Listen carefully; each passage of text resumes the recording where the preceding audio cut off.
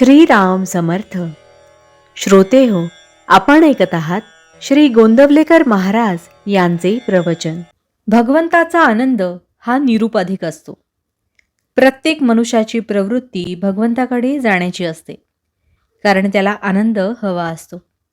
मनुष्याला आनंदाशिवाय जगता येत नाही. पण सध्याचा आपला आनंद हा नुसता आशेचा आनंद आहे.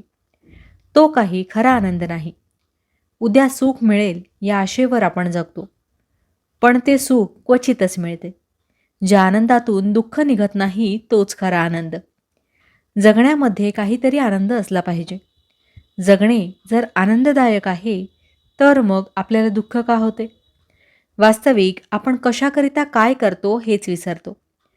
म्हणजे मनुष्य जगतो आनंदासाठी, पण करतो मात्र दुःख.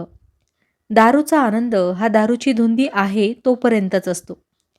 त्याचप्रमाणे विषयापासून होणारा आनंद तो विषय भोगीत असेपर्यंतच टिकतो.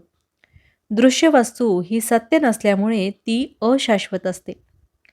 अर्थात तिच्यापासून मिळणारा आनंद हा देखील अशाश्वत असतो. आपण जगामध्ये व्याप वाढवतो, तो आनंदासाठीच वाढवतो. पण भगवंताच्या व्यतिरिक्त असणारा आनंद हा कारणावर अवलंबून असल्याने ती कारणे नाहीशी झाली की तो आनंद पण मावळतो. यासाठी तो आनंद अशाश्वत होय. म्हणून खरा आनंद कुठे मिळतो ते पाहावे. खरा आनंद दृश्य वस्तूंमध्ये नसून वस्तूंच्या पलीकडे आहे. चिरकाळ टिकणारा आनंद वस्तुरहितच असतो. म्हणून आनंदासाठी वस्तूच्या मागे लागणे बरोबर नाही.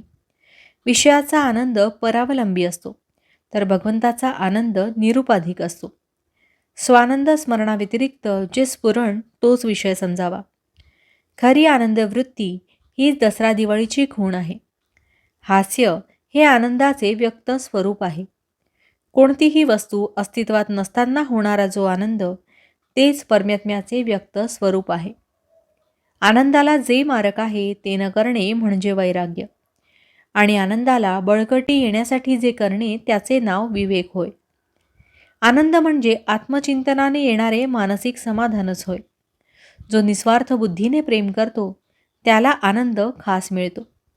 घेणारा मी जेव्हा देणारा होतो त्याच वेळेस त्याला खरा आनंद होतो.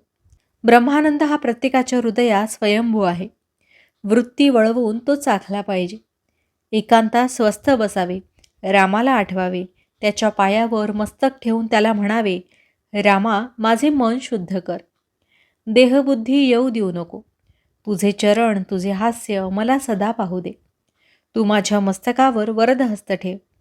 रामाला प्रेमाने आळवून राम परमानंद रूप आहे असे जाणून त्याच्याशी अनन्य होऊन राहावे. मी कुणीच नाही, सर्व राम आहे आणि मी रामाचा आहे या गोड भावनेत आनंदाने असावे. भावार्थ, मनात प्रत्येक संकल्प उठताच त्यावर रामनामाचा शिक्का असावा.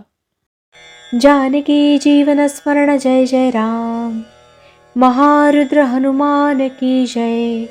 समर्थ रामदास स्वामी महाराज की जय. सब संतन की जय. श्री अनंत कोटि ब्रह्मांड नायक राजाधिराज सच्चिदानंद सद्गुरु श्री ब्रह्मचैतन्य महाराज की जय. जय जय रघुवीर समर्थ. आता आपण 13 वेळा नामस्मरण करूया. श्रीराम जय राम जय जय राम. श्रीराम जय राम जय जय राम. श्रीराम जय राम जय जय राम. श्रीराम जय राम जय जय राम. श्रीराम जय राम जय जय राम. श्रीराम जय राम जय जय राम. श्रीराम जय राम जय जय राम. श्रीराम जय राम जय जय राम. श्रीराम जय राम जय जय राम. श्रीराम जय राम जय जय राम.